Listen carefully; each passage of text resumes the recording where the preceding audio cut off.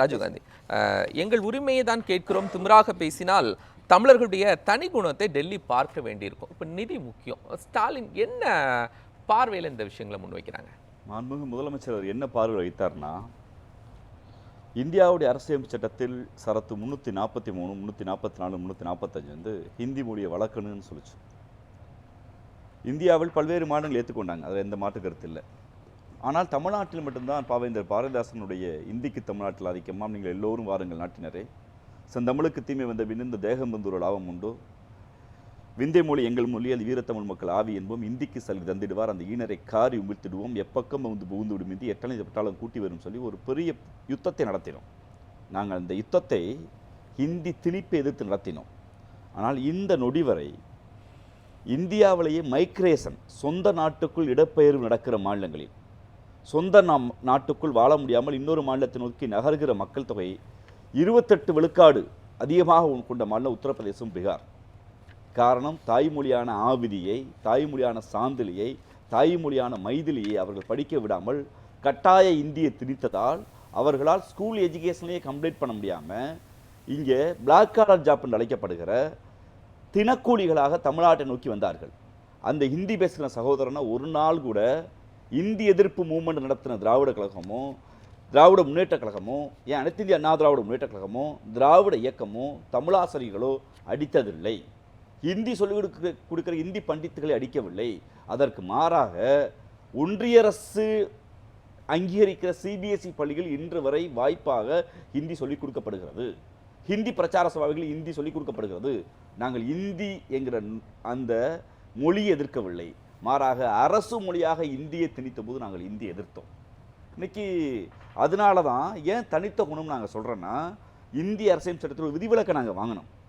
பெருமரியாதைக்குரிய நேரு அவர்கள் இருந்த காலத்திலும், இந்திரா காந்தி அவர்கள் இருந்த காலத்திலும், ஏன் வாஜ்பாய் இருந்த காலத்திலும், மன்மோகன் சிங் இருந்த காலத்திலும், மோடி இருக்கிற இந்த காலம் வரை அரசியலமைப்பு சட்டத்திலிருந்து ஒரு லாங்குவேஜ் ஆக்ட் என்று ஒன்று இருக்குது. 1963 அஃபீஷியல் லாங்குவேஜ் ஆக்ட். அதில் செக்ஷன் 1 மிக தெளிவாக சொல்கிறது, ஹிந்தி இந்தியா முழுக்க பொருந்தும், பட் அதுக்கு விதிவிலக்காக தமிழ்நாட்டுக்கு பொருந்தாது. இன்னைக்கு சட்டம் அப்படி இருக்கிற போது இன்னைக்கு புதுசாக தர்மேந்திர பிரசாத் யாதவ்ங்கிற இந்த நாட்டுடைய கல்வி அமைச்சர் என்ன சொல்கிறாருன்னா, நீங்கள் எங்களுடைய புதிய கல்வி திட்டத்தை ஏற்றுக்குங்கன்னு. நாங்கள் கேட்குற கேள்வி என்னன்னா, அண்ணன் சரவண பெருமாள் அதை மாற்றி சொல்கிறாரு. இந்த சர்வ சிக்ஷா அபியான் ஏன் வந்துச்சு தெரியுமா? உச்சநீதிமன்றத்தில் வயது வந்த அனைவருக்கும் கட்டாய கல்வி என்ற வழக்கு வருகிறது. காங்கிரஸ் இயக்கம் ஆண்ட போது தான், திராவிட முன்னேற்ற கழகம் அதில் பங்கு வைத்த போது தான் அனைவருக்கும் கல்வி கொடுக்கணும் ஒரு பொதுநல ஆர்வலர் வழக்கு தொடுத்தார். அப்போ உச்சநீதிமன்றம் இது அடிப்படை உரிமையாக்கப்பட வேண்டும் என்று வாதம் வைக்கிறது. அதை காங்கிரஸ் இயக்கம் ஏற்றுக்கொண்டு அரசியலமைப்பு சட்டத்தினுடைய அடிப்படை உரிமைகளில் வயது வந்த அனைவருக்கும் 16 வயதிலிருந்து 18 வயது வந்த அனைவருக்கும் கட்டாய கல்வி சட்டத்தை கொண்டு வருகிறது. கட்டாய கல்வி சட்டத்தை கொண்டு வந்து விட்டால் அதை நடைமுறைப்படுத்துவதற்கு நிதி வேண்டும். அப்போ 2%, 2 விழுக்காடு செஸ்ங்கிற வரியை போட்டு கல்வி வரியை கொடுக்கிறார்கள். அந்த வரியை வசூலிக்கிற பொறுப்பு ஒன்றிய அரசுக்கு வருகிறது. அதை காங்கிரஸ் வசூல் பண்ணி எல்லா மாநிலத்துக்கும் பிரித்து கொடுத்துச்சு. இந்தாங்க, நீங்கள் ஸ்கூல் நடத்துறீங்களா, சர்வ சிக்ஷா அபியான் படி, அனைவருக்கும் கல்வி திட்டத்தின்படி இத்தனை இவ்வளவு பணம் வச்சுக்கோங்க, இதில் நீங்கள் ஸ்கீமை நடைமுறைப்படுத்திக்கணும். அப்படி கொடுக்கப்பட்ட திட்டத்தை இன்னைக்கு சமக்கரான்னு பேரை ஒரு கொள்ளைப்புறத்தில் வழியை மாற்றி நீங்கள் இதுக்கு வரணும்னா பிஎம்சி ஏற்றுக்குங்கன்னு உடனே கேட்டாங்க. எங்க இங்கே வித்யா இருந்ததுன்னா இங்கே பள்ளிகள் இருக்கு, ஏற்கனவே வித்யா மந்திர்லாம் இருக்கு, கேந்திர வித்யாலயம் இருக்கு. நன்கு பார்க்கணும். காங்கிரஸ் பெரிய இயக்கம் மாவட்டந்தோறும் ஒரு கேந்திர வித்யா பள்ளியை கொண்டு வந்தது, நவோதயா பள்ளியிலையும் கொண்டு வந்தது. ஆனால் என்ன சொன்னாங்கன்னா, விரும்பிய மாநிலங்கள் ஏற்றுக்கலாம், விரும்பாத மாநிலங்கள் தேவையில்லைங்களை கட்டுப்பாடை வைத்தது. அதுக்கு நிதியை நுப்பாட்டலை. ஆனால் மோடி அரசு என்ன பண்ணுதுன்னா, நீ பிஎம்சி பள்ளியை ஏற்றுக்கிட்டாதான் பணம் தருவோங்கிறது. கல்வி அடிப்படை உரிமையின்படி நான் கட்டுகிற 2% அந்த வரியில பணத்தை வாங்கிட்டு என்கிட்ட வரியை வாங்கிட்டு என் பள்ளிக்கு நீ கொடுக்காததுதான் இது பிழையான வாதம். ஏன்னா நீங்க ரொம்ப முக்கியமா அண்ணன் தூத்துக்குடி செல்வம் சொன்னாங்க, உங்க ஆட்சியில கொண்டு வந்தாங்க, உங்க ஆட்சி ரொம்ப முக்கியம்.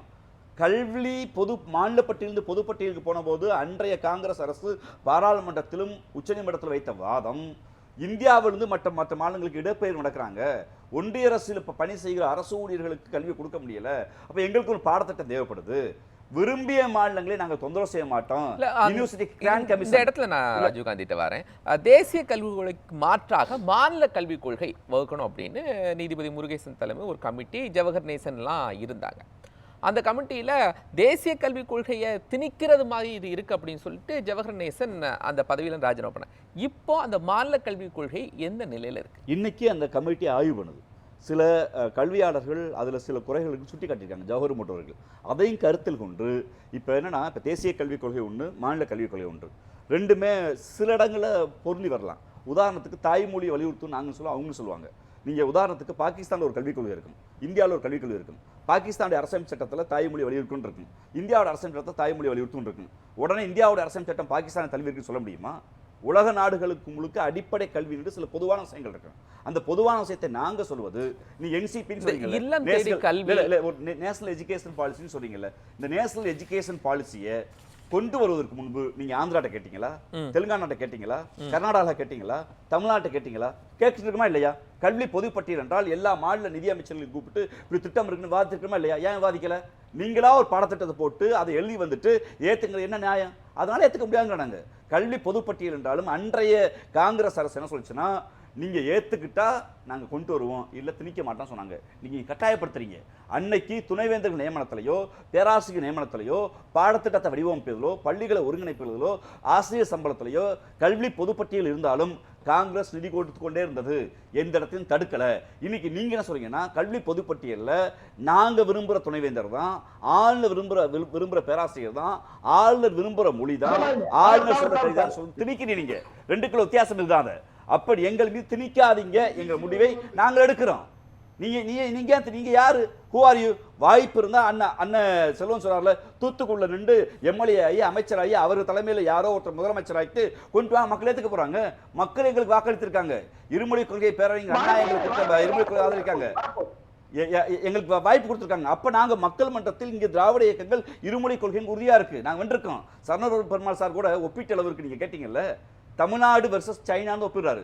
இந்த பார்க்குற தமிழ் தொலைக்காட்சி பார்க்குற தமிழர்கள் யாராவது ஒருத்தர் எனக்கு உத்தரப்பிரதேச கனவு இருக்கு, பீகார் கனவு இருக்கு, குஜராத் கனவு சொல்லுவாங்க, எங்களுக்கு அமெரிக்கா கனவு இருக்கு, லண்டன் கனவு இருக்கு, சிங்கப்பூர் கனவு இருக்கு. ஆனால் ஒருபோதும் இந்த எஜுகேஷன் சிஸ்டம் எங்களுக்கு யூபி கனக பீகார் கனக கொடுக்கல. நாங்க வளர்ந்துருக்கோம் சொல்றோம். என்ன செய்ய போறாரு முதலமைச்சர்? போராடித்தான் அவன் வழி இல்ல. ஜனநாயகத்தில் நீங்க இந்த கேள்வியை நிதியை கொடுக்காம சும்மா உட்கார்ந்துருக்க பாஜக ஏன் கொடுக்க மாட்டியான்னு கோவம் வரணும். அதுக்கு மாறா சில மாதங்களுக்கு நீங்க எங்களை பார்த்து பாதிப்புக்குள்ளான எங்களை பார்த்து என்னங்க பண்ண போறீங்க கேள்வி எள்ளி நகையாடுகிற கேள்வி. நாங்க பாதிக்கப்பட்டிருக்கோம். நீதிமன்றம் சில மாதங்களுக்கு முன்பே பள்ளி கல்வித்துறை அமைச்சர் அன்பில் மகேஷ் என்ன சொல்றாருன்னா, நாங்க வழக்கு தொடுப்போம் அப்படின்னு சொல்றாங்க. பட் இன்னைக்கு வரைக்கும் அடுத்த ஸ்டெப் ப்ராசஸ் இல்லையே. தவறான வாதம். ஸ்டெப் ப்ராசஸ் சொல்ல முடியாது. தொடர்ச்சியாக அந்த அமைச்சரை சந்தித்து பிரதமரை சந்தித்து வாய்ப்பு கிடைக்கிற போதெல்லாம் கொடுத்து அவங்க முடியாதுன்னு சொல்லிட்டாங்க. நேத்து தான் அது ஒரு பிரஸ் மீட்ல அபிஷியலா இது அது கவர்மெண்ட், நான் அதாவது திமுகவுடைய ஸ்போக் பர்சன் சொல்லிட்டாங்க முடியாது. அபிஷியலா இது வரைக்கும் இந்த கடிதம் எங்களுக்கு வரல. நேற்று தான் ஒரு பிரஸ் மீட்ல அது கும்பமேளால போயிட்டு நல்லா குளிச்சுட்டு வெளியே வந்துட்டு தமிழர்கள் என்றால் என்ன ஒரு திமிர் பேச்ச தடித்த பேச்ச இந்த நாட்டுடைய அமைச்சர் பேசியிருக்கிறார். அதற்கான பதில் விளைவு போராட்ட காலத்திலேயோ நீதிமன்றத்திலேயோ இந்த அரசு உறுதியாக நடத்தும். இதுக்கு முன்னாடியே அமைச்சர் பள்ளிக்கல்வித்துறை அமைச்சர் சொல்லிட்டார், நாங்க நீதிமன்றத்தை நாடுவோம்னு சொல்லிட்டு உறுதியாக நடப்போம். முதலமைச்சர் அதுக்கான ஆய்வு செய்திருக்காங்க. இது வரைக்கும் ஒரு 6000 கோடிக்குள்ள வராம இருக்கு. உறுதியா நீதிமன்றத்தை நாடுவோம். ஆனால் மக்கள் மன்றத்தில் பாதிக்கப்பட்ட எங்களை பார்த்து என்ன செய்ய போறீங்க கேள்வி பிழையான கேள்வி. இன்னொன்று அண்ணன் சரவண பெருமாள் நான் சொல்லிக்கொள்ள விரும்புகிறேன். நாடு சுதந்திரம் அடைந்த போது தமிழ்நாடு என்ற சென்னை மாகாணத்துக்குள் தெலுங்கு, உருது, கன்னடம், மலையாளம், கோண்டு, தூதுவானா போன்ற மொழிகள் பேசப்பட்டது. அதனால் லிங்குவிஸ்டிக் மைனாரிட்டி என்ற அடிப்படையில் இன்னைக்கும் தமிழ்நாட்டில் தெலுங்கு, கன்னடம், மலையாளம், உருது சொல்லிக் கொடுக்கப்படுகிறது. இப்படி ஹிந்தி பேசுகிற மக்கள் இங்கு வாழ்ந்திருந்தால், ஒருவேளை இங்கு பூர்வீகமாக வாழ்ந்திருந்தால் லிங்குவிஸ்டிக் மைனாரிட்டி என்ற அடிப்படையில் அவர்களின் தாய்மொழியை கொடுப்பதற்கு கூட இந்த அரசு தயாராக இருக்கிறது. அது எந்த மாற்று கருத்து இல்லை. ஏன்னா எங்களுக்கு மகாராஷ்டிரத்துல சில இடங்கள்ல தமிழ் தாய்மொழி அடிப்படையில் மொழி சிறுபான்மை சொல்லிக் கொடுக்கப்படுகிறது. இன்னும் சொல்ல போனால் அவர் சொன்ன மாதிரி யூபியில கூட வாய்ப்பு இருந்தா ஒரு பள்ளியில ஏதோ 2 பள்ளியில தமிழை சொல்லிக் கொடுக்கலாம். அதுக்காக ஒட்டுமொத்த யூபி காரணம் தமிழ் படிப்பது எவ்வளவு பாசிசமோ அதே பாசிச வடிவத்தான் இவர் எங்களுக்கு பேசுவோம்.